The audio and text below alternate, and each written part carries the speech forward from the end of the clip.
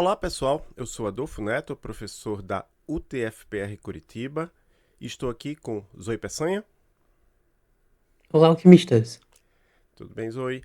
Hermínio Torres não pôde estar conosco hoje e eles, ele e ela são meus colegas aqui de equipe do podcast Elixir em Foco, o podcast da comunidade brasileira de Elixir. Estamos aqui hoje com o Tiago Esteves, ele é engenheiro de software, cofundador na Calori Software e atualmente líder técnico na Erlang Solutions. Recentemente, Tiago palestrou na CodeBeam América 2025, falando sobre o seu projeto DeployX. Foi até por isso que eu tive a ideia de chamar o Tiago, quando vi que ele tinha sido aceito, e chamei aqui para o podcast. Ele foi lá, ministrou a palestra em Nova York, voltou. O nome da palestra em inglês é Bring Back the Power of Beam Deployments with DeployX. Já foi publicado lá no canal onde eles publicam as palestras da CodeBeam. A gente deixa o link na descrição. Tudo bem, Tiago? Obrigado por aceitar participar desse episódio do Elixir em Foco. Olá pessoal, olá Adolfo, olá Zoe, é um prazer estar aqui. Tá tudo bem comigo? Estou muito feliz de estar podendo estar aqui, né, depois de um ano, né? Você me chamou para fazer e eu não tive tempo, várias coisas aconteceram nesse período e agora estou muito feliz de estar aqui, podendo contribuir com esse podcast, que é uma coisa muito legal. Eu acompanho há muito tempo, muitas boas pessoas estão passando por aqui, boas ideias, bons papos. Então, é um prazer imenso estar aqui e poder contribuir com esse trabalho maravilhoso que vocês têm fazendo. Legal. Eu vi lá no seu LinkedIn que você é técnico em eletrônica pelo Cotuca. Eu morei um tempo lá Sim, em Campinas, ouvia falar lá do Cotuca, acho que é Colégio Técnico da Unicamp, alguma coisa assim, ou Colégio Técnico de exatamente. Campinas, né? E é formado em Foi, engenharia foi, elétrica pela Unicamp, sim, né? Você tem certo, experiência em sistemas embarcados. Como é que você chegou ao Erlang e exatamente. ao Elixir? Nossa, é uma volta grande. Eu me formei em eletrônica mesmo no colégio técnico e assim que eu me formei comecei a trabalhar com manutenção de equipamentos médicos e isso me ajudou muito a fazer engenharia reversa e aprender sobre eletrônica em si. E enquanto eu estava trabalhando eu também comecei a Unicamp. Então foi um momento bem interessante no qual eu estava trabalhando com eletrônica, amp-ops e tudo aquelas coisas, e ao mesmo tempo fazendo faculdade com motores e tudo mais, né? Eu fiz a faculdade de engenharia elétrica. Então, o meu caminho para a programação foi um pouco mais tardio. Então, durante a faculdade, eu aprendi muito sobre microcontroladores, que é foco na elétrica. Então, esse foi o meu começo nos embarcados. Então, eu sempre trabalhei com microcontroladores, com sistemas real-time, trabalhei muito com Linux embarcado, aí depois a gente trabalhou com Linux no nível de aplicação. Então eu fui subindo, né? Então eu trabalhei desde hardware, até foi subindo em controladores, Linux, fui subindo. Então, e toda essa evolução, 90% dela foi na área de telecom, que é onde surgiu o Erlang.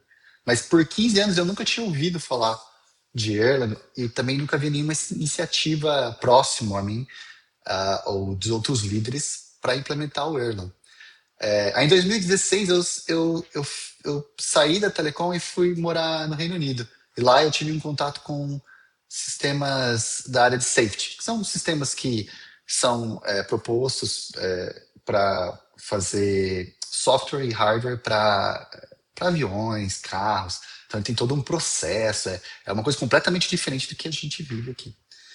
E eu fiz o projeto, trabalhei, foi legal. Aí quando eu fui voltar, uma empresa francesa comprou uma parte da empresa que eu trabalhei no Brasil no passado.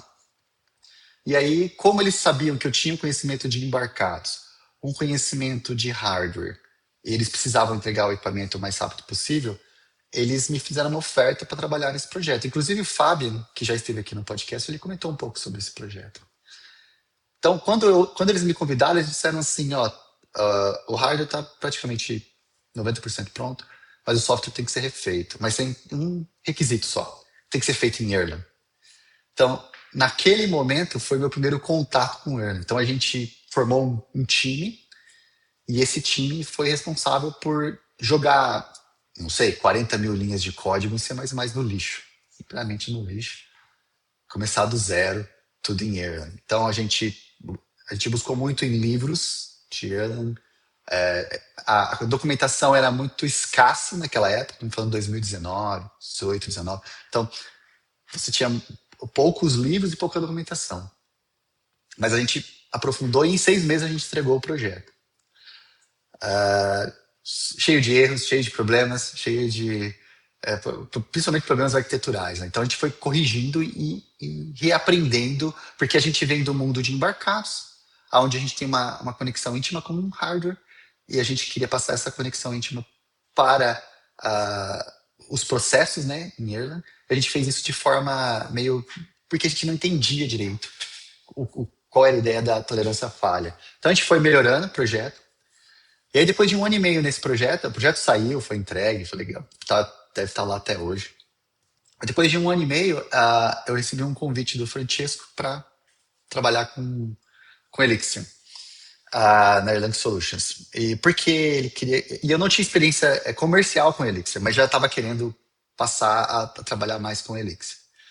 E a ideia foi que ele me disse isso naquele momento e eu acabei verificando que tem um pouco de verdade nisso. Ele tinha identificado 2 perfis de desenvolvedores no mundo da linguagem funcional de Elixir, né? Ele via lá, tinha aquele cara que vem de Ruby, PHP, de uma linguagem de mais alto nível, e aí ele migra para o Elixir, fala assim, encontrei aqui uma linguagem funcional, né, a tolerância à falha. E tem também as pessoas que vêm do mundo de Erlang, que geralmente vêm de um mundo próximo ao hardware, e ele também migra para o Elixir. Então, esses 2 perfis são diferentes. Eles pensam diferentes, atuam diferentes, ele tem as arquiteturas desenhadas são diferentes. E ele gostaria que tivesse mais pessoas nesse mundo de Erlang para Elixir. Então, era interessante que eu não soubesse tanto de Elixir naquela época, para que eu pudesse trazer essa visão de Erlang para a equipe que ele estava montando. Né? Então, a partir daí, a gente começou a trabalhar com diversos outros projetos. Né? Então, a gente trabalhou com projetos de blockchain, healthcare, fazendo revisão de código, revisão de arquitetura. Então, respondendo a sua pergunta mais direta, tem mais ou menos 7 anos, mais ou menos, que eu trabalho com uma linguagem funcional. E porque eu tenho uma experiência grande em linguagens C e C++, quando eu migrei para a linguagem funcional, eu encontrei um nicho na qual eu quero estar. Então, trabalhar com linguagem funcional, Elixir e Erlang, para mim é onde eu quero estar, vamos dizer assim, pro resto da minha carreira. Eu encontrei várias soluções para problemas que eu não encontrava solução quando eu trabalhava com C e C++. É claro que tem alguns sistemas que são muito baixo nível, você não consegue trabalhar com uma linguagem funcional. Mas, uma vez que você tem a possibilidade, essa sempre vai ser a minha primeira escolha por várias características. Então, quando eu entrei nesse mundo da linguagem funcional com o Erlang, eu meio que... Cara, era isso que eu estava esperando, era isso que eu procurava. Eu até acho estranho, eu falei, trabalhei em telecomunicações por 15 anos e nunca me deparei com o Erlang. E eu me deparava com muita codificação de roteadores, de switches. A gente programava isso diariamente. E por trás desses roteadores estava rodando o Erlang. Só que a interface era diferente. Então. Mas é interessante. E tinha resistência. Hoje a resistência está menor, né? O Elixir trouxe essa visão mais light para adoção, né? Se você volta 10 anos atrás e tenta colocar Erlang em qualquer projeto, você sente uma resistência muito grande por N fatores, né? Encontrar pessoas no mercado. Tá? Bom, esse aqui é uma ideia de como eu cheguei ali. No nome de Elixir. Nossa, que jornada extensa. E é bem interessante porque você foi traçando um caminho que, como você falou, o Francisco acabou também dizendo isso, de um caminho que não costuma ser tão comum assim, ou poderia ser mais comum dentro da comunidade, porque você vem de rádio, né? Então vem de uma parte mais de baixo nível, onde, assim, as pessoas geralmente acabam, hoje em dia, isso está sendo revertido, né? Mas pensa em Erlang, apesar de ser a base aí da Telecom, as pessoas acabam esquecendo disso e falam, tipo, é uma linguagem funcional, então vou usar só para mais alto nível, né? E aí com o Elixir acaba entrando bastante na questão web e tal, que funciona muito bem, mas assim, existem outros contextos, né, que podem ser usados. E aí você acabou traçando um Sim, caminho e contando a sua história em todas as áreas que geralmente não são tão comuns assim, né? E isso chama bastante atenção. exatamente. E até microcontroladores mesmo, quando você falou do projeto, tipo, vocês usavam o Erlang direto no microcontrolador. É isso, tipo, então, ou não. Ou eram sistemas Não, separados. não, Porque eu imagino não. que deve ser um pouco mais difícil quando você precisa ter um gerenciamento de memória mais baixo, ou, né, o Exatamente, relacionamento mais exatamente. direto com hardware, né? Já que não tem essa Quando eu interface. comecei, quando eu comecei com microcontroladores, e até hoje, né, você tem uma limitação grande de memória e CPU, mas houve uma evolução muito grande.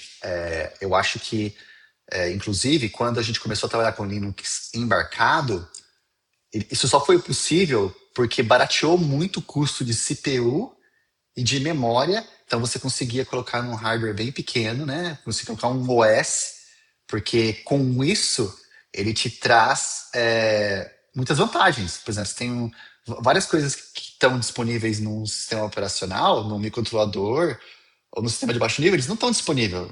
Por exemplo, sistema de arquivos. Sistema de arquivos é uma coisa muito importante, porque você fazer isso na mão com EPROMs ou Flash demanda muito esforço de codificação, de controle. Além disso, o sistema de arquivo ele consegue recuperar dados. Então você pode ter uma parte da sua memória que está corrompida e ele facilmente consegue corrigir aquilo. Então, e as pessoas nem sabem disso, simplesmente está por trás. Então quando você traz um OS para esse mundo, ele abre portas. Então, uma vez que o OS está lá, você pode rodar Python, você pode rodar Erlang, você pode começar a rodar outras linguagens que são mais próprias para a solução que você, pra solução do problema que você quer. Eu disse de tolerância à falha, por exemplo, no mundo de telecom é muito importante e a gente buscava essa tolerância à falha, porque no backbone, quando você tem equipamentos na telecom, ele está rodando ali milhões de clientes. Então, ele está rodando tráfego de milhões de pessoas. E quando um sistema desse cai, ou simplesmente restarta, só por ele restartar, ele derruba milhares de pessoas em apenas tipo um minuto. Então você tem que imaginar que milhares de pessoas agora estão sem conectividade. Então a gente buscava isso, essa tolerância à falha, há muito tempo. Então a gente estava usando 6C++, mas com o Erlang trouxe uma nova possibilidade. A ideia era fazer update remoto, fazer upgrade, hot upgrade, ou seja, você não precisa restartar o sistema, porque o sistema como todo, o framework que está rodando aqueles pacotes no backbone, desligar ele e religar é um problema. Então, a ideia ideal seria manter ele ligado, mesmo que você faça um restart da CPU, porque ele é uma FPGA, então você pode deixar lá rodando, você restarta a CPU, mas você precisa de um sistema que seja tolerante à falha, ou seja, ele retorna e o hardware não é restartado também. Então, são várias pecinhas que você tem que conectar. Então, essa linguagem funcional, não só nessa parte de tolerância à falha, uma outra coisa que a linguagem funcional também traz, com poucas linhas de código, você faz muitas coisas. Então, você não fica tanto naquela de Object-Oriented Language, que é de você ficar criando bibliotecas para tudo. Bibliotecas, interfaces. A gente chegou a ter com C++ quase 200 bibliotecas. Então, isso era muito difícil de gerenciar, era muito complexo, né? Então, aí você entra no Erlang e você, com poucas linhas, né? E com Elixir também, poucas linhas você consegue replicar sem achar que você está fazendo, nossa, tenho que escrever muitas linhas de código, tem que transformar isso aqui na biblioteca. Não necessariamente, porque a coisa passa a ser mais simples. E isso ajudou muita gente a reescrever essa infraestrutura. O nível de abstração é bem maior. E, assim, dada essa jornada toda, e tentando começar a falar sobre o DeployX, tipo, quando que você chegou nessa ideia e qual que era o problema que você queria resolver com essa Legal. biblioteca, né? Legal. Um dos primeiros projetos que eu tive comercialmente e profissionalmente do Elixir foi um projeto de blockchain.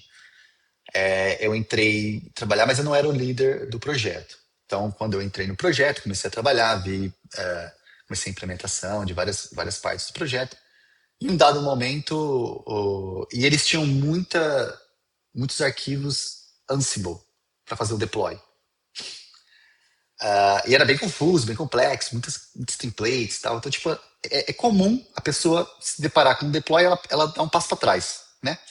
Não, isso aí é um time que cuida, outra pessoa que cuida, eu vou só fazer minha parte aqui. E quando o líder técnico deixou o projeto e eu acabei assumindo essa posição, aí eu falei, não, eu tenho que entender de tudo que está acontecendo em todas as linhas do projeto. Aí eu fui olhar o que o Ansible estava fazendo. E como eu fazia deploy local, eu sempre usava Docker, container e tal. E na minha cabeça, aquilo era o local para você poder fazer os testes locais, né? Tipo, não era a produção. E quando eu fui olhar os arquivos, eu descobri que era na produção. Você estava fazendo um container na produção. Aí veio a primeira, uma das barreiras desse perfil de pessoas que vêm do hardware para a linguagem funcional, que é, quando eu vi um Docker, um container, eu percebi, por quê? Por que temos um container aqui, né? Tinha uma série de templates bem complexos de ler e no final ele está fazendo um container. É como se você acabei de comprar um ARM super poderoso e aí eu vou lá e instalo um Docker. Por quê? Porque se você rodar nativamente, vamos supor que você pega um container com o mesmo dados, com o mesmo arquitetura, e você roda o código, provavelmente a abstração é bem pequena, ele roda no kernel. Então, faz sentido você ter vários containers se você tem múltiplas arquiteturas. Porque se você só tem um projeto, um único aplicação, e ele roda na mesma arquitetura que está Docker, eu achava aquilo estranho, porque você está inserindo vários layers. Então, eu comecei a olhar aquilo e falei assim, não, eu vi que a pessoa que estava documentando, ele escreveu assim, ó, eu deveria colocar isso aqui no System D, mas porque eu quero fazer isso aqui mais rápido, eu vou colocar num Docker, num container. E aquilo ficou na minha cabeça, né? Tipo, ficou assim. Falei, eu também acho isso, né? Eu vi aqui ali, falei, você deveria ter colocado. E aí, conforme eu fui mudando de projeto, eu fui percebendo que o deploy, que esse movimento de fazer o deploy da aplicação, ele estava nas mãos de pessoas que não programavam em Elixir, que programavam em outras linguagens ou que eram só DevOps. Então, o container e o Kubernetes controlando uma aplicação faz muito sentido quando você tem uma aplicação binária, porque uma vez que ela capota, tudo capota. E aí ele tem que restartar aquela aplicação. Então, você poderia fazer isso por vários scripts, mas você pode fazer isso pelo Kubernetes. Então, fazia muito sentido. Mas para o Erlang e para as aplicações Elixir, eu achava aquilo estranho. Porque você. Eu nunca vi a aplicação do Elixir capotar que não fosse um erro, tipo, no startup. Então, eu comecei a olhar aquilo e falei assim, não, a gente precisa de uma alternativa. Além dessa questão, uma outra questão que eu vi é que toda vez que eu ia conectar fazer a distribuição e conectar a mesh, eu tinha que usar subterfúgios. Por exemplo, eu usava a libcluster. Se você parar para pensar e olhar dentro da libcluster, que eu tenho esse costume, eu abro a lib e vou lá olhar o que está fazendo. Ele está descobrindo. Então, parece legal. Você fala assim, não, eu vou legal, ele descobre, ele vai para o DNS, aí você configura um headless services no Kubernetes, e aí ele vai conectando as coisas. Mas, quando você tem um sistema distribuído, e você sai de 2, 3 para 200, por exemplo, 200 nodes, você começa a não ter... Descobrir não é legal. Eu quero saber. Se eu tenho 200, eu quero 200. Se eu tenho 199, quem é que está... Quem é o ofensor? Então, você quer alguma entidade, né, para te dizer quem é, o que está acontecendo ali. E aí eu olhava o Kubernetes, eu sempre pensava assim, por que ele não é uma aplicação Elixir? Por que o Kubernetes não pode conectar com o Elixir e fazer essa ponte, entendeu? Eu olhava para aquilo, se ele fosse Elixir, toda essa parte de conectividade estaria resolvida. E por último, o que me pegou também uma vez que você usa containers, você dá adeus ao hot upgrade. Porque containers são stateless application. Então eles não têm estado. Então você mata uma e volta a outra, mata uma e volta a outra. Então, tipo, uma vez que você faz um hot upgrade, aquilo dá um estado para aquela imagem. Você mudou o estado dela, não é mais state, agora tem um estado. que é aquela versão. Se você atualizar de novo, ela tem outra versão. Então, essa, essa característica de usar containers mata completamente o hot upgrade. Então, eu percebi, não, tá na hora de a gente construir uma ferramenta que seja capaz de controlar deploys, de fazer essa conectividade OTP ser mais simples, ser mais fácil, ser mais determinística, e a gente trazer de volta o Hot Upgrade, porque ele tinha morrido junto com o Distillery. O Distillery, para quem não sabe, era uma library que fazia deploys, tipo, fazia release. E ele tinha, ele era um pouquinho complicado, tá? Ele tinha o e-delivery, e eu tentei fazer algumas vezes, não era tão simples lidar com ela, tinha muitas configurações à parte. Mas ela foi descontinuada e grande parte dessa release foi incorporada pelo próprio Elixir, porque era de código de qualidade, era muito bem feito. Só que o Hot Upgrade não. Então, ou seja, você já tinha o Elixir meio que abandonando na release o Hot Upgrade, e você tinha muitas pessoas usando o containers, então isso estava meio morto. Eu falei, não, tem que trazer isso de volta, porque fazer hot upgrade não é uma coisa simples, você simplesmente vai e faz, mas ela é muito enriquecedora. Você tem que mudar a forma de você codificar às vezes para você poder fazer o hot upgrade de forma correta. E eu sempre pensava assim, veja, a maioria das nossas aplicações, em web principalmente, elas são stateless. Então, você pode derrubar a aplicação e voltar, e ela vai ser a mesma coisa. Então, ela, por si só, ela não guarda estado. Então, perceba como tipo, faz todo o paralelo e a conexão com o hot upgrade. Porque se ela não tem estado, eu não preciso me preocupar num hot upgrade que estado que ela está. Porque não tem estado. Eu só preciso modificar o código. Então, era para ser assim, tipo, eu faço, sei lá, 200 hot upgrades e alguns full deployments para poder atualizar uma library, atualizar o OTP. Inclusive, se você quiser, é possível atualizar o OTP. Só que são coisas bem mais complexas de fazer, mas são possíveis. Então, juntando todo esse aparato de necessidades, de coisas que estavam faltando ali, eu pensei, tá na hora de criar uma aplicação. Eu encontrei uma library em Erlang que faz uma ponte para processos no OS muito boa, porque eu não queria rodar dentro do Elixir, eu queria rodar no processo do host, que é a Iresec. Ela é muito usada e ela é bem robusta. Então, aí eu comecei a escrever a partir do deploy. Então, a primeira parte foi fazer os deploys, isso levou tempo. Tem a questão também de ser a aplicação ser de um jeito, de ser só uma aplicação simples ou ser umbrella. Tudo isso foram desafios que eu fui encontrando enquanto eu estava escrevendo DeployX. Então, eu comecei isso em 2023, mais ou menos, no meio de 2023. Eu sempre tive a ideia, mas em 2023, mais ou menos, eu comecei a escrever. Eu já estava trabalhando num projeto interno e aí eu comecei a escrever o DeployX para esse projeto interno. Em 2024, ele teve a primeira release. Então, ele está quase fazendo aí 2 anos de vida, né? De releases que pessoas podem utilizar. E assim, a minha ideia sempre foi que você tivesse a menor quantidade de código intrusivo na sua aplicação. Então, eu não queria que você fizesse nada, ou praticamente nada, no seu deploy, para que você pudesse usar o DeployX. Então, tipo, se você não quiser hot upgrade, você nem precisa de libraries, você precisa só configurar o release file. Então, a ideia é você dar um mix release e aquele é o seu pacote.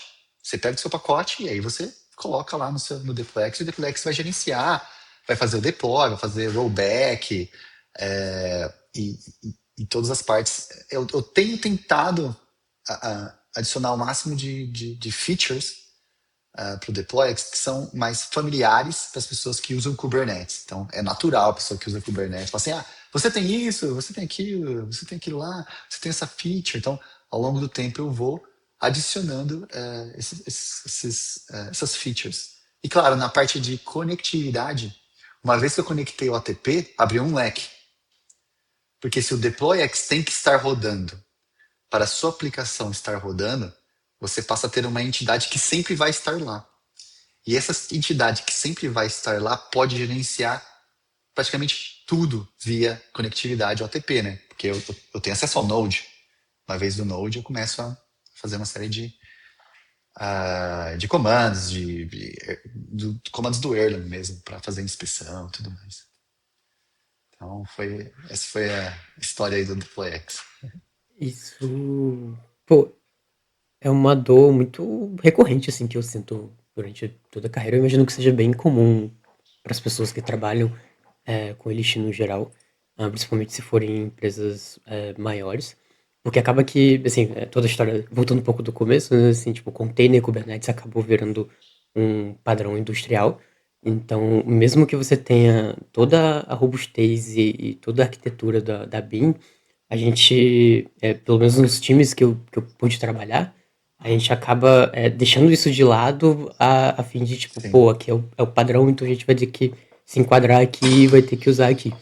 E aí é uma dor muito recorrente que eu tive até na última experiência, principalmente em conjunto com o uso de MCP, enfim, agentes em Elixir, que a gente tinha vários nós dentro do cluster do Kubernetes, só que, nossa, assim, atrapalhava de uma forma muito absurda, assim, porque às vezes a gente precisava, tipo, reiniciar um nó, às vezes a gente não queria que um nó descobrisse o outro, e a gente tinha que ficar fazendo meio que pequenas gambiarras no Nib Cluster pra, tipo, não, esse aqui sim, esse aqui não, e aí Sim.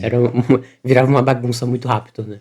Fora as próprias configurações do Kubernetes também, tipo, acho que eles têm o Automated Rollout, e o Gradual Rollout também, que, nossa, bagunçava o estado dos nós todos.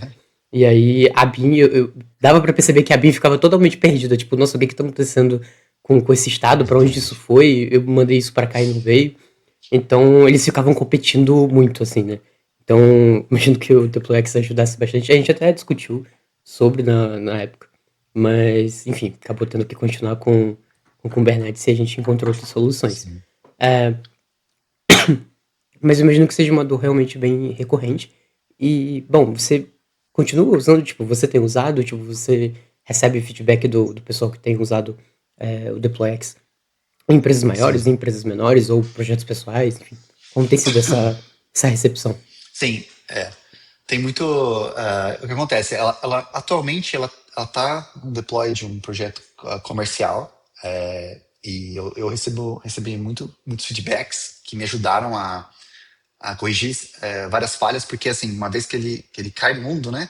As problemáticas são muito diferentes de cada projeto. Cada projeto tem uma problemática, né? Para uns, ele quer usar um projeto do tipo Umbrella, do outro é um projeto simples, às vezes ele quer fazer o rollback de um jeito, às vezes ele não quer assinar nada automático, ele quer manual. Então, eu tenho recebido feedbacks. E eu também tenho recebido algumas PRs, são pessoas que vão lá, testam um projeto, pegam falhas e submetem. Inclusive, a UI do DeployX, ela foi remodelada por uma PR. Veio uma pessoa e propôs um novo modelamento da UI. Eu achei fantástico, né? Tipo, alguém vindo e propondo, né? Não era nenhuma funcionalidade, não era nenhuma feature específica de deploy.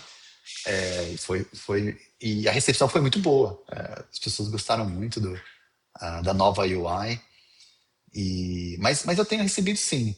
É claro, não é na proporção que eu gostaria, mas se fosse na proporção que eu gostaria, eu teria que largar tudo e viver do DeployX, né? Porque são features bem complexas, né? A gente não está falando de... Quando você fala de deploy, você tem que ter uma robustez muito grande, né? Porque aquilo não pode cair, né? E quando você faz uma feature dentro dessa aplicação, você tem que garantir que ela não pode cair também, porque ela pode ter um efeito em cascata e por exemplo, uma falha na UI muito grave não pode causar uma queda no deploy. Então você tem que ter esse cuidado, tem que fazer essas separações com muito cuidado. Então eu sou bem criterioso no código e também eu avalio bastante na parte do DeployX, que assim, eu dou preferência para implementações do que libraries. Eu gosto de conter o conhecimento dentro do projeto. Até porque ali você pode mexer, você pode modificar, você pode fazer mudanças. Numa library, que serve em muitos outros projetos, tem certas dificuldades. Então, eu sempre faço uma avaliação. Não é porque a library está disponível que eu vou trazer para o DeployX e usar. Eu falo, ó, o que ela depende? Ela depende de quem? E o que ela faz? Quanto de código ela traz? É, são, são avaliações que eu faço desde a época que eu lidava com microcontroladores. Eu não posso trazer qualquer coisa. Quando eu trago para cá, ele passa a ser minha responsabilidade, né? Eu não posso falar assim, isso aqui deu problema porque deu aquela library. Talvez seja uma desculpa, ok, mas você trouxe, você avaliou, você tem que ter essa responsabilidade, que é uma coisa que eu aprendi fazendo safety. No caso do safety, no código a gente assinava. Todo review a gente assinava o código. E a sua garantia, qual era a garantia? Se tiver um bug, você vai ser preso, o avião cair. Eu lembro que a minha chefe na época falava assim: eu sei que as pessoas têm medo de trabalhar nessa área. Assim, não é que se você pôr um bug e um avião cair, a culpa é sua. Não é. A ideia é: todo o processo foi seguido. Se todo o processo foi seguido e esse bug que você inseriu passou por todo esse processo, a gente tem que mudar o processo. Alguma coisa aconteceu e isso falhou. Mas não é culpa sua, porque você seguiu o processo.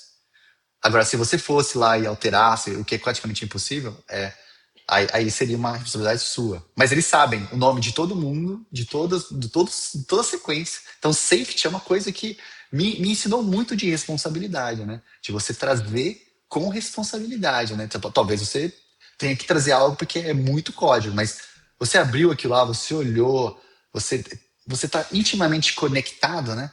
Porque do contrário, você só está trazendo um Lego e de repente pode acontecer alguma coisa e a sua resposta vai ser: não, eu não sei o que está acontecendo ali. E não é legal. Então, mas eu tenho recebido Sim, bons isso é bem feedbacks importante da performance. na comunidade em geral, mas na comunidade de código aberto no geral, tipo, ter essa responsabilidade do que você tá inserindo no projeto, né? Até na hora das revisões e tal. Eu ia fazer um comentário que na comunidade de Elixir é bem receptiva com projetos de código aberto e tende a realmente contribuir bem ativamente, seja com PR ou com documentação ou com, enfim, qualquer feedback. E essa ideia de, tipo, ter responsabilidade do que você está inserindo dentro daquele projeto tipo, de muita importância, né? Não pela Nossa, culpa, né, muito. pela culpabilização, mas Sim, pela sim. ideia de garantir a robustez e a ideia, né? Bom, trocando um pouco de assunto, mas você atualmente é líder técnico na Erlang Solutions. Sim. E, bom, o que você faz lá, como essa experiência, né? E, tipo, como seu dia a dia, né? Sim. Se você me perguntasse isso há um ano atrás, seria completamente diferente a minha resposta de antes e de hoje, né? A gente antes estava ativamente com vários projetos e diferentes domains, né? Então, em alguns momentos eu era revisor de arquitetura, em alguns momentos eu era líder técnico, em alguns momentos eu fazia contratação, eu trabalhava como senior, produzindo código, revisando. Então era bem dinâmico. Mas de uns tempos para cá, a empresa vem mudando o foco e vem tentando focar mais em oferecer soluções do que o que eles chamam em inglês de staff augmentation, que é você terceirizar, né? Você coloca alguém para trabalhar lá. Então eles têm tentado focar mais em projetos. Então, e a gente atualmente está trabalhando em dois projetos, um projeto que envolve hardware também, com nerds e tal, e um outro projeto que é puramente software. Então, eu tenho atuado com uma equipe para trabalhar nesses projetos. E de vez em quando eu faço algumas outras atividades para a empresa, como fazer entrevistas, fazer contato com clientes também, em alguns. Mas 90% do meu tempo agora é focado na criação de soluções e produtos, né? Eles viram que com a entrada da inteligência artificial, a staff augmentation era um risco. Então, eles querem prover conhecimento e soluções e utilizar o nosso conhecimento da BIM para prover soluções robustas, não somente, eu tenho um funcionário bom que trabalhou em blockchain ou trabalhou em healthcare. Então, a gente tem formado esse grupo para tentar criar soluções, né, que a gente possa atingir o mercado. Então, esse é o que eu tenho feito basicamente agora, é trabalhar nesses projetos.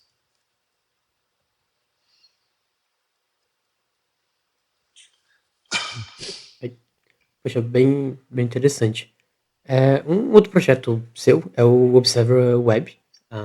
Para quem não tem tanto conhecimento, mas o Observer é basicamente um depurador ou uma visualização ali do estado atual da VM da BIM. Então você consegue ver a quantidade de uso de memória, de processo, a quantidade de processos que está sendo usado. Você Exatamente. consegue gerenciar os processos, inclusive, via árvore de supervisão.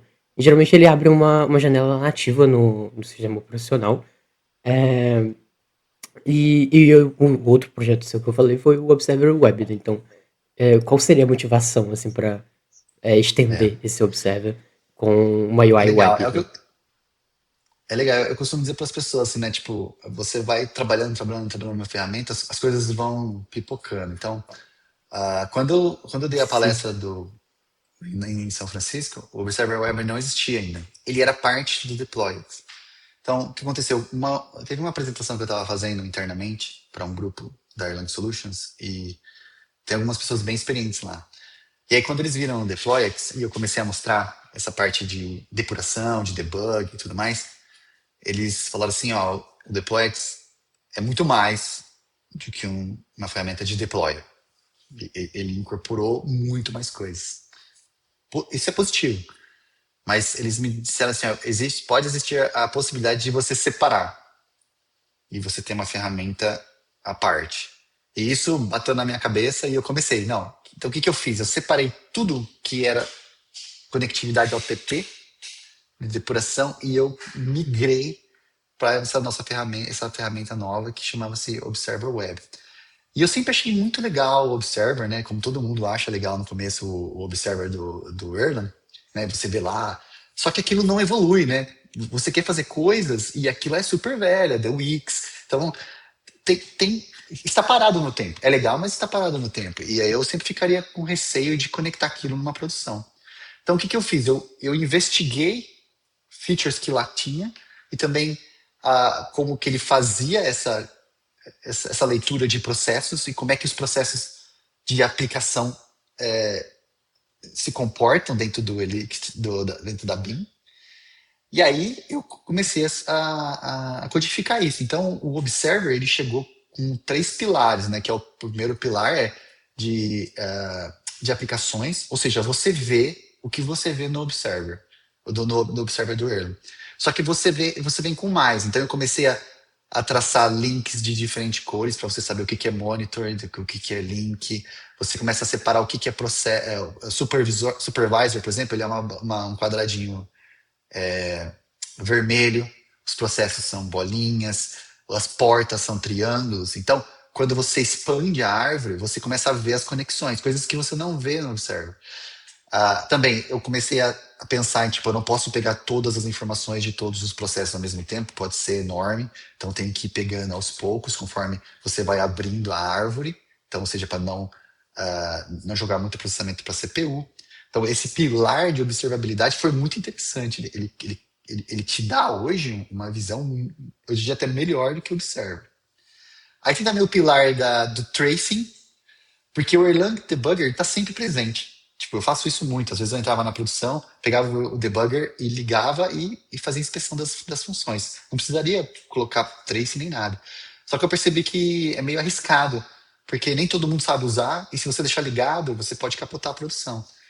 Aí eu coloquei, usando a mesma ideia do Recon, que é aquele do Fred Herbert, que é você colocar um debug temporizado ou por mensagens. Então, é o mesmo debugger, só que agora ele usa a distribuição para conectar. Então, ele conecta e aí você coloca, ó, só pode ligar por 45 segundos, por 200 mensagens ou 100 mensagens, e ele vai desligar sozinho. Então, isso garante mais estabilidade. Então, você pode rodar ele na produção que você não vai ter nada. Não vai ter problema. Agora, e o último pilar é a parte da métricas. Então, como muitas das métricas são default, e eu falo pelo Phoenix, eu comecei a colocar várias métricas lá, que já vem default. As pessoas acabam, se você tem Phoenix, já tem essas métricas. Então, eu comecei esse pedaço de colocar métricas. Aliado a isso, lá na aplicação, no pilar da aplicação, você pode selecionar para você fazer uma inspeção de memória de um processo. Você está olhando um processo, você vai lá e clica, você vai ver ele no gráfico. E aquilo vai ficar sendo armazenado pelo tempo que você configurou o Observer Web. Se for uma semana, ele vai ficar uma semana. A não ser que o projeto morra, né? Aí matou, aí ele morre. Mas ele fica lá. Então é interessante que você começa a olhar o processo e você começa a ver picos e vales. Então você pode pegar um processo do LiveView, por exemplo, e começar a investigar ele e começa a mandar request, ele começa a subir. Aí depois de tempos em tempos você vê ele caindo. Aí você vê o Garbage Collect atuando. Então, esse tipo de ferramenta é muito importante para te mostrar como funciona, como é que ele está. Por exemplo, você vai no Observer Web, você acha o processo do LiveView, você já vai ver toda a árvore do LiveView. E você vai ver quantos supervisores estão rodando e quantos processos ele vai alocando em cada supervisor. Aí você vê a árvore, aí você vê o LiveView, aí você pode fazer uma inspeção de memória nele. Então, o meu objetivo final, muito mais lá para frente, é ter tracing, mas não o tracing do debugger. Um tracing do tipo, você consegue mapear todas as chamadas de funções de de uma determinada sequência, né? Então, como é que você faz com o Datadog, com o Honeycomb? Você tem isso lá. Eu acredito que seria muito, não simples, mas seria possível de adicionar isso no Observer Web e aí você poderia ter uma coisa mais local, inicial. Estou começando agora o meu projeto, não preciso salvar todas as informações dos últimos 3 meses. Eu quero depurar essa sequência desde do usuário até o banco de dados. Então seria interessante ter. Então tem uma feature para o futuro, entendeu?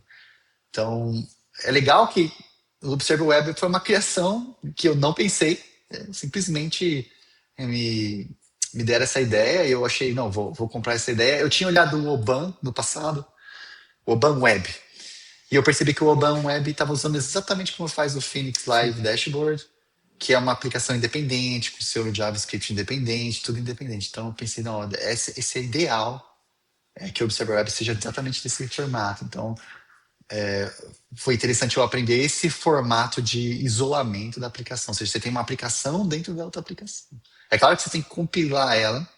Na hora que você traz com dependência, você também tem que compilar ela e tem as dependências com o seu projeto em si. Mas, no geral, isso funciona muito bem. E eu acho isso fantástico, né? Você poder ter uma aplicação isolada dentro da sua própria aplicação, né? Principalmente na parte de JavaScript, que é meio problemático, né? É uma área que a gente não domina. A gente usa, a gente faz, a gente consegue fazer alguns debugs, mas pelo menos no meu caso, não é um domínio, né? Tipo, eu vou pro JavaScript quando tem que fazer alguma coisa, mas são coisas mais simples. Se eu tiver com as coisas mais elaboradas, eu acabo tendo que pedir ajuda. Poxa, muito legal. Eu consigo ver vários casos de uso que o Observer nativo ou não era possível rodar o Observer nativo, ou ele era extremamente limitado, né? Então, essa métrica de processo individual, essa expansão de visualização da árvore de supervisão, você realmente meio que tem que deduzir o que aquele processo está fazendo, ou o que ele é, né? Tipo, ou caçar lá dentro das informações. E ter isso ali integrado ali, que nem o Oban Web, realmente ajuda bastante. E é legal também entender que, tipo, ele nasceu, ou melhor, começou a nascer dentro do DeployX e foi separado, né? Foi abstraído para fora. É bem interessante de ver também. Legal. Agora vou fazer algumas Foi. outras.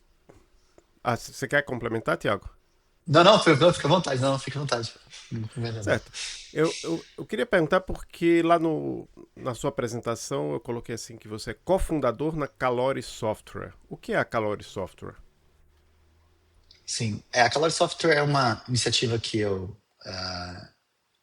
tive no passado e eu mantenho ela. É uma forma de ter uma empresa, é um formato para poder receber as empresas do exterior. Mas eu já tive trabalhos, né? Foi o meu começo, minha iniciativa de tentar trabalhar como consultor. Eu trabalhei por muitos anos em coisas dedicadas. Então, ou seja, 100% eu estava trabalhando com embarcados. Então, eu não, o meu núcleo eu me tornei altamente especializado, mas era um núcleo muito confinado. Então, por exemplo, eu passei muitos anos sem saber de autenticação. O que estava acontecendo, JWT, e tudo aquilo que foi se criando não fazia parte daquele ambiente, porque a maioria dos produtos que a gente fazia era isolado, não tinha acesso. Eles não tinham nuvem, era tudo dedicado. Então, eu me especializei bastante, aprendi muito, mas eu não tive esse contato. Então, quando eu me tornei consultor, eu queria esse contato maior. Eu queria saber o que tinha nos bancos de dados, no back-end, na questão de autenticação, como funciona, como é que as coisas acontecem. Então, a Calori Software é essa iniciativa. Então, eu atuei com outras empresas e eu também atuo se você precisa de algum suporte e tal, nesse cenário no qual eu sou consultor. Então, essa iniciativa da Calori Software, no momento ela é só eu, mas que no futuro a gente nunca sabe. Isso daí. Muito bom. E a outra pergunta que eu quero fazer é que você palestrou, como eu já disse, né? A palestra lá na Code Beam América 2025. Até eu assisti Yes. partes do vídeo, vi até que quem te apresentou foi a grande Queen Wilton, né? Muito legal ter ela te Sim. apresentando lá. Green. Eu estava num evento que ela ia palestrar, que ela ia palestrar com a Brooklyn Zelenka, a Code Beam Light e a Corunha, mas aí ela pegou Covid, ou ela, uma das duas pegou Ah, que Covid, pena. as duas estavam juntas, acabou que foi uma palestra online delas lá, na mesma cidade, mas online. E como é que foi essa experiência de submeter, ministrar a palestra na Code Beam América? Sei lá, vai que o pessoal queira saber aqui, alguém que está escutando queira submeter uma palestra. Como é que foi para você? Bom, eu- foi bem difícil porque eu sou uma pessoa tímida. Eu gosto de ir, gosto de conversar com as pessoas sobre, mas assim, me expor, eu tento não me expor muito, né? E eu tenho tentado mudar esse parâmetro, mas quem me incentivou foi o meu manager. Ele via eu fazendo a parte do DeployX e tal, ele falou assim, por que você não submete um talk sobre o DeployX? Aí eu falei assim, então, aí eu dei não sei. Aí ele, pode ir, a gente cobre as suas despesas e a gente vai, se você for. Aí eu pensei, agora ele tá me. Agora eu vou ter que ir, né? E aí eu submeti. E por ser uma coisa bem conectada com o BIM, né? Foi muito bem recebida, né? Ele não é totalmente Elixir, tipo, o Elixir é uma parte dele, tipo, ele fala do BIM, né? De deploys, um monte de coisa. E aí eu fiquei super nervoso, né? Agora, né? Tem que ir lá, né? E tem a preparação do, do toque, aí você fica pensando o que você quer atingir, né? Aquela pergunta que você fez, por que você fez, né? O Deploy X. Aí você fala, quais são as dificuldades que eu encontrei, o que eu quero passar. Eu não queria ir lá e apresentar uma ferramenta para você usar. Eu queria ir lá e tentar apresentar o problema que eu vivi, que não necessariamente o Deploy X é a solução, poderia ter outras, mas aquela trajetória que eu vivi e encontrar, tentar passar para algumas pessoas que têm esse sentimento, que nem a Zoe falou, do tipo, eu queria usar, não queria usar Kubernetes, mas eu queria usar outra coisa. E aí eles veem alguém usando outra coisa que não seja Kubernetes, eles começam, tá vendo? Dá para fazer. Não vai ser out of the box, mas dá para fazer. Por que não tentar? E aí, aliado a isso, eu também tinha visto uma outra palestra do Water Park, do Brian Hunt, que eles usam Elixir e eles não têm nem database. Não tem banco de dados. E se você fala para uma pessoa hoje em dia que trabalha com um back-end, fala assim, faça o seu projeto sem banco de dados, ele trava, ele não sabe. Ele não sabe, ele trava total. Então, tem como fazer, dá para fazer. Eu queria passar essa imagem de, alguém fez, vamos fazer um teste? Porque às vezes a empresa tem vários projetos, várias iniciativas, aí ele pode pegar aquele pedacinho e começar a fazer. Então, eu queria passar esse sentimento do tipo, tem, tem uma parte boa, tem um lado legal e tem aquele. Tem a possibilidade, você tem agora uma alternativa, você pode utilizar o Deployx. Então eu tentei criar esse environment, né, esse ambiente para a pessoa ter esse sentimento. A Queen até veio conversar comigo na hora da apresentação. É uma coisa muito difícil. Ela falou assim: eu preciso de informações suas para fazer a apresentação sua. Sim, foi bem engraçado, porque é falar de mim mesmo, né? Você fala assim, fala de você e que eu vou apresentar lá, né? E isso foi tipo 10 minutos antes. Meu Deus, o que eu vou falar, né? Então, e aí ela começou a me. Mas ela é uma pessoa muito inteligente, né? E ela começa a perguntar coisas pra mim. Então eu vou te perguntando. E você, aí eu vou falando, aí ela criou aquele roteiro lá do começo, lá, você vai ver o roteiro, foi ela que criou. Mas foi muito legal. Eu apresentei lá, tive bons feedbacks. Pessoas ficaram interessadas, não necessariamente quer dizer que elas vão implementar, mas elas ficaram interessadas e você planta aquela a pulguinha atrás da orelha da pessoa, né? Que ela passa a querer olhar. Às vezes ele chega no projeto e fala assim: como é que ele tá vendo deploy? Eu nem sei, mas deixa eu ver. E aí ele vai lá: é assim, é assado, e não sei o quê. Começa a fazer as pessoas saírem daquela zona de conforto. Fala assim: vai lá e vê o que está acontecendo no seu projeto, porque às vezes você cria toda uma estrutura para que ela funcione da melhor forma possível, e aí alguém vem e faz um deploy que não é o melhor. E aí todo aquele pensamento, aquela arquitetura que você desenhou, ela simplesmente se perde, ou passa a se tornar difícil de manusear, difícil de explicar. E isso tem que ser simples. Eu sempre achei a máquina virtual já faz tudo para mim. Ela tem que ser simples para eu olhar, conectar, né? E tem que ser determinística. Eu gosto dessa questão de ser determinístico. Eu quero saber quantos tem, o que tem, onde está e quem não está. Esse negócio de descobrir é legal, mas ele tem seus limites. Se cresceu muito, descobrir não é uma. Porque alguém vai perguntar: e aí, aquele node tá ou não tá? Aí você vai ter que olhar no node, você tem que ir lá no node e olhar no node. Isso é manual, né? Mas enfim, foi uma experiência muito legal. Um frio na barriga. Mas no final deu tudo certo, né?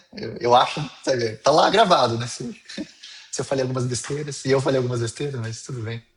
Acho que ficou. Eu trouxe uma frase do Joe Armstrong. Eu gosto muito das visões dele. Ele era o Erlang na veia, né? Aquele cara que defendia.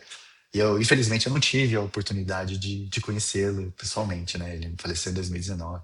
Mas, lendo o livro dele, eu me identifico muito, né? Eu trouxe lá que. Eu gostei dessa frase que eu coloquei, né? Que você aprendeu a caminhar com containers, né? Agora é hora de você correr sem eles, né?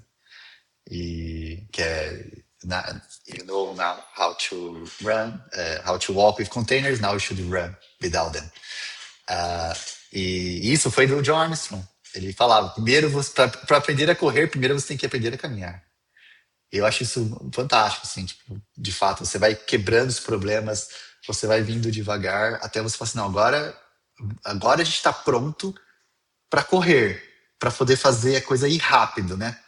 Porque imagine um monte de gente pensando na VM para ela rodar no host. E aí você vem e coloca ele num container para ser emulado pelo QEMU se ele está numa arquitetura diferente. Todo aquele pensamento de gerenciamento de memória e CPU, ele vai por água abaixo. E aí você começa a ver bottlenecks. E aí você começa o quê? Adicionar queues. Eu vou colocar umas filas aqui.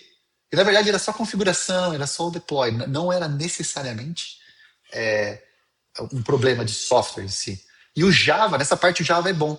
O Java tem muitos papers sobre isso, porque ele é uma máquina virtual que controla a memória e tudo mais. Então, você tem um ou outro paper que fala de pessoas que aumentaram a CPU, aumentaram a memória e o bottleneck aumentou. Ela ficou pior.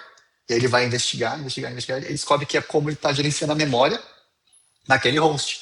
Cada host da cloud são diferentes. Então, um EC2 na Amazon é diferente de um GCP dentro do Google Cloud. Tipo, você tem que olhar para ver se vale a pena as configurações da VM, né? Então, tem esse trabalho de pessoas que ficam lá no Erlang tentando fazer aquilo cada vez melhor, mais confiável, mais rápido, né? Então, temos que dar o valor do trabalho deles e fazer a coisa rodar no host. Muito bom. Então, vou dar uns avisos aqui. Em primeiro lugar, lembrar todo mundo que a gente tem o apoio da Erlang Ecosystem Foundation, que geralmente apoia Legal. esses eventos, como a CodeBeam, como a ElixirConf. A próxima ElixirConf vai ser na Europa agora de 22 de abril, treinamento, 23, 24, conferência. Eu adoraria ir, vai ser em Málaga, né? Ah, que legal. Até na página da ElixirConf tem um videozinho aí, a thumb do vídeo é o Paulo Valente, né? Que é o irmão do... Não, Paulo Valente não, Paulo Valim. Paulo Valente é o nosso Paulo Valente aqui. É. Inclusive, eu publiquei no canal do Alixir em Foco ontem, no dia que a gente está gravando, que é 24 de março, uma palestra do Paulo Valente que ele ministrou no SE4FP, que foi o workshop de engenharia de software para programação funcional. Já está confirmado que vamos ter o SE4FP 2026, então se você quiser ministrar uma palestra no Esquenta, que a gente fez várias lives no ano passado, se você quiser submeter um artigo, você pode submeter um artigo como desenvolvedor, né? A gente tem uma trilha da indústria lá. Vai ser o SE4FP, é um evento que acontece dentro do CBSoft, que é um congresso acadêmico de engenharia de software, mas que tem também bastante gente da indústria. Inclusive, em programação funcional, acho que teve até pouco. Fui ver lá o pessoal de IA lá, tinha um monte de gente de indústria lá participando do evento de IA. Então a gente quer trazer mais gente de indústria para o SE4FP e vai ser em São Paulo em setembro. Depois eu vejo a data direitinho, mas eu vou deixar o link.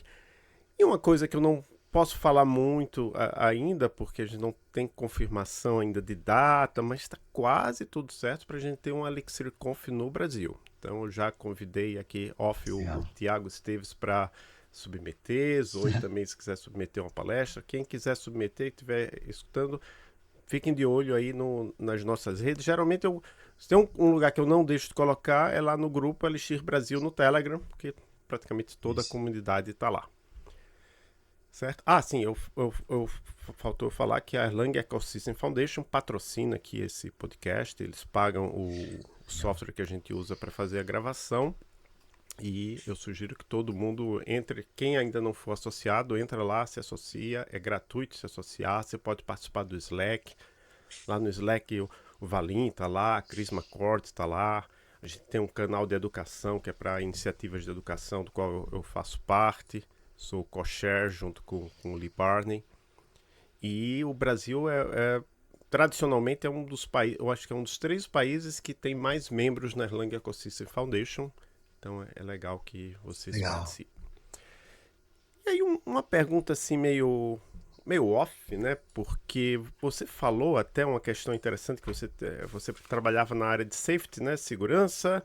Todo review a gente assinava o código. E a gente sabe que hoje um tema da moda no momento, no desenvolvimento de software, é o uso de LLMs, Cloud Code, etc. Tem gente que diz até que nem lê mais o código, né? Simplesmente escreve um prompt, o código é gerado e manda ver, né? Que é bem o contrário do que você falou. Eu queria saber quais são as suas impressões sobre o uso de inteligência artificial, mais especificamente LLMs, grandes modelos de linguagem, no desenvolvimento de software, se você tem usado, como tem usado. Sim. Assim, a inteligência artificial, ela veio e mudou completamente, né, o cenário, né? Mexeu com tudo, em todas as áreas, seja ela só de programação, não, em todos os lugares, né? Ela tá presente e ela tá moldando o nosso jeito de pensar, né?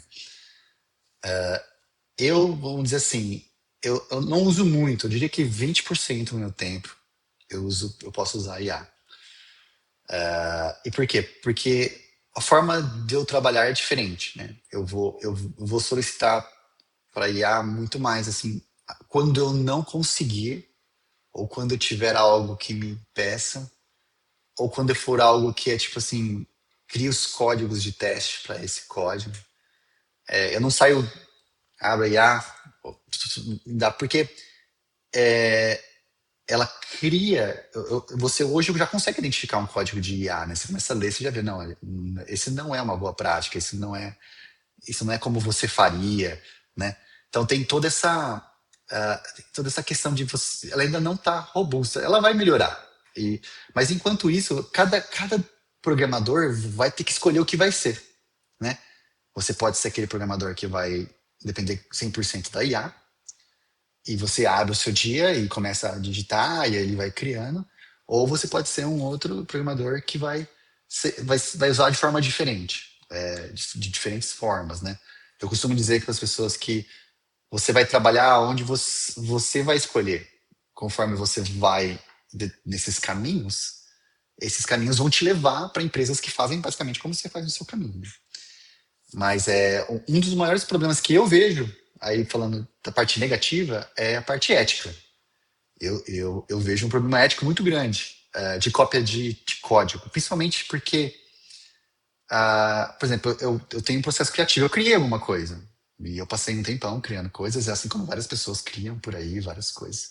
Então, você tem uma ferramenta que ela vai coletando essas coisas, vai processando, e aqui do outro lado ela vai alimentando, talvez com o seu código, sem mencionar. Não quer dizer que você não pode abrir um open source e copiar. Você pode.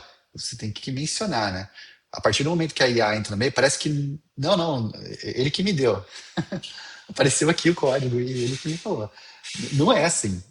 Tem um problema ético aí que talvez a gente devesse discutir. É legal, muitas coisas avançam, muitas coisas são mais simples. Eu percebo pessoas fazendo muitas coisas a mais. Não, agora eu consigo. No final de semana eu criei um app, criei não sei o que lá, não sei o que lá.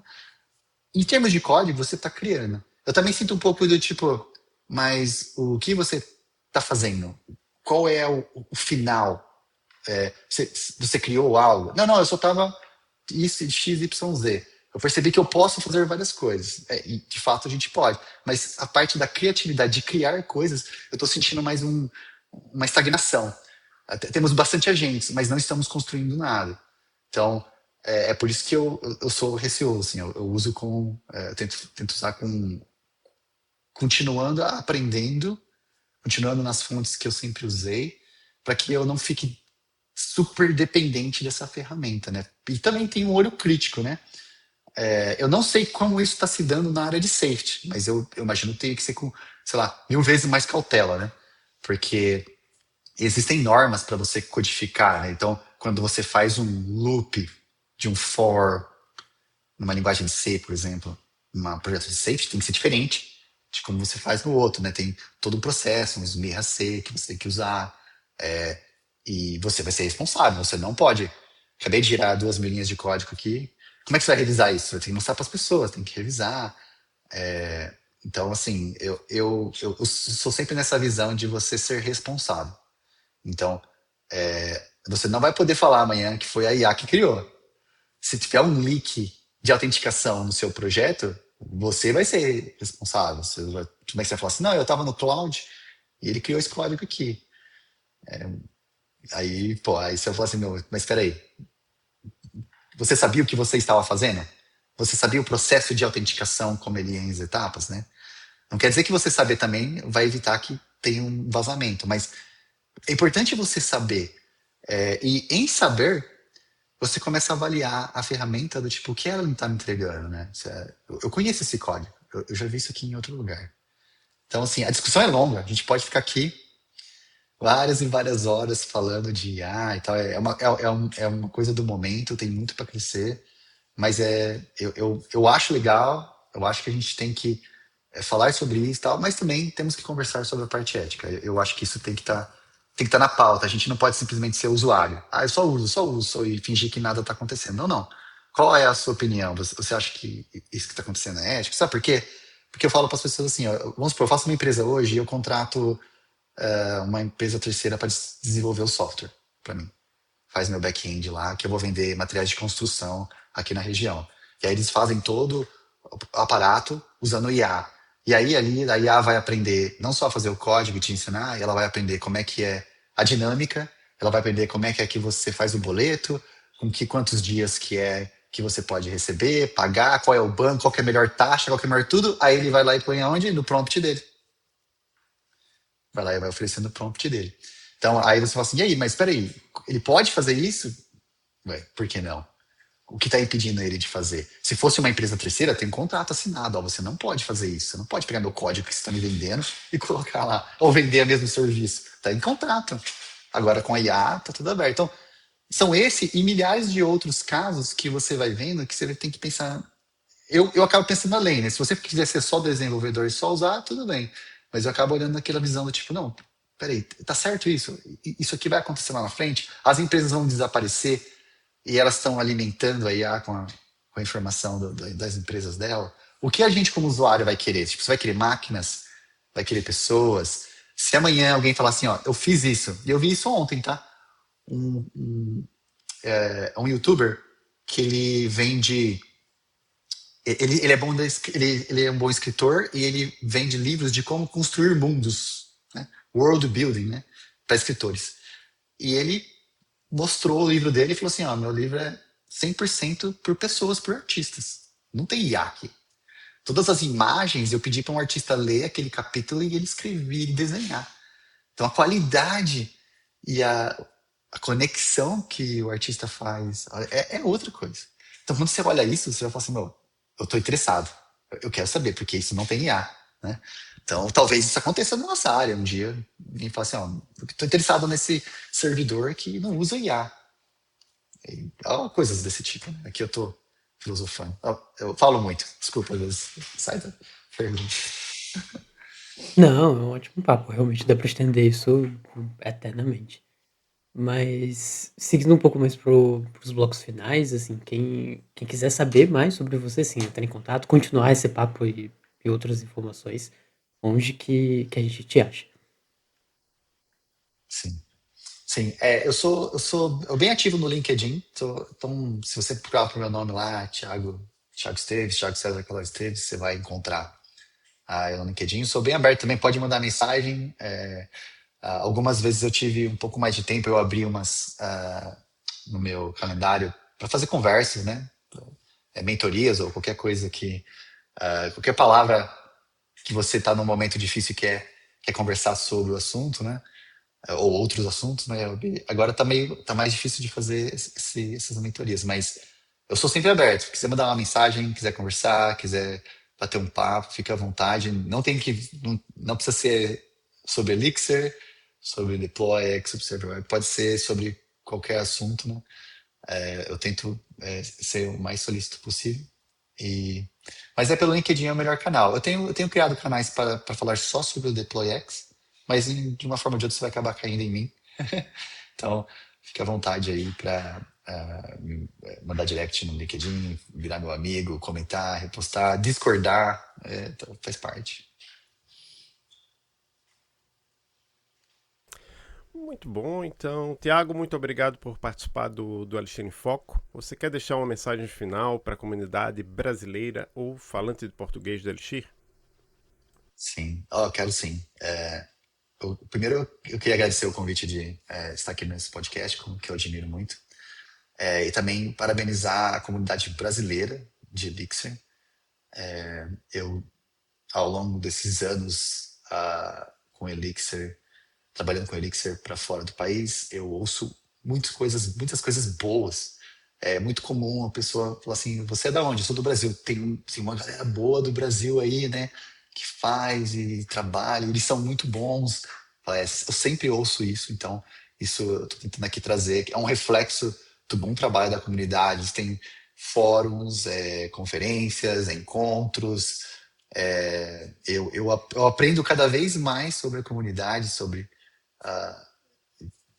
o mundo do Elixir com essa comunidade. Então, eu sou muito orgulhoso de ver isso acontecer, sabe? Tipo, ainda mais num país que tem poucos desenvolvedores de linguagens, né? A gente tem o José Valim e tem essa comunidade forte, é um motivo de orgulho. Então, eu acho muito legal. E é uma linguagem que vem crescendo. Então, assim, minha mensagem é continuem esse ótimo trabalho que vocês vêm fazendo, né? E eu espero poder contribuir de alguma forma no futuro próximo. Um grande abraço, Tiago, Zoe, e para todas as pessoas que nos escutaram ou assistiram. Até o próximo episódio do Elixir em Foco. Tchau, tchau, pessoal. A Erlang Ecosystem Foundation apoia este podcast financiando o software que utilizamos para gravar os episódios. A Erlang Ecosystem Foundation é uma organização sem fins lucrativos, apoiada por mais de 1.000 membros que abraçam o seu modelo de grupos de trabalho colaborativos e eventos de construção de comunidades. Os membros da Erlang Ecosystem Foundation incluem líderes da indústria que se dedicam a promover o estado da arte para Erlang, Elixir, LFI e outras tecnologias baseadas na BIM. Associe-se! O link está na descrição do episódio e a associação básica é gratuita para indivíduos.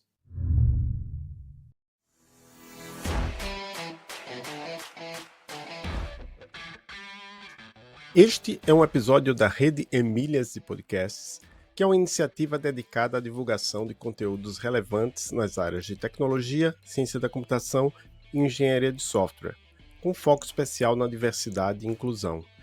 Esta rede abrange 5 podcasts distintos, cada um com seu propósito único, uma audiência dedicada, e esses podcasts fazem parte das atividades de divulgação científica e extensão do Programa de Pós-Graduação em Computação Aplicada, PPGCA, da Universidade Tecnológica Federal do Paraná, UTFPR, no campus Curitiba.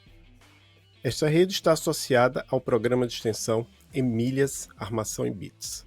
O coordenador da rede Emílias de Podcast é o professor Adolfo Neto, sou eu, e a coordenadora do programa de extensão Emílias Armação em Bits é a professora Maria Cláudia Emer. Estamos nas redes sociais, principalmente nos meus perfis pessoais.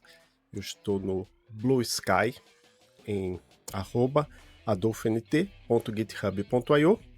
Estou também no LinkedIn, AdolfoNT. O Emílias tem um perfil no Instagram, Emílias_UTFPR. E o Fronteiras tem também um perfil no Instagram, FronteirasES. São as redes que a gente procura manter mais atualizadas.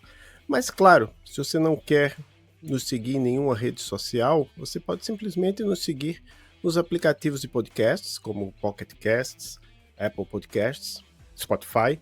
É só procurar pelo nome do podcast e clicar em seguir. Ou no YouTube, onde também nós publicamos nossos episódios. De novo, é só procurar pelo nome do podcast e seguir o canal. Só não no caso do Emílias, que no caso do Emílias Podcast Mulheres na Computação, você tem que seguir o canal do Emílias Armação em Bits. É isso, pessoal. Até o próximo episódio da Rede Emílias de Podcasts.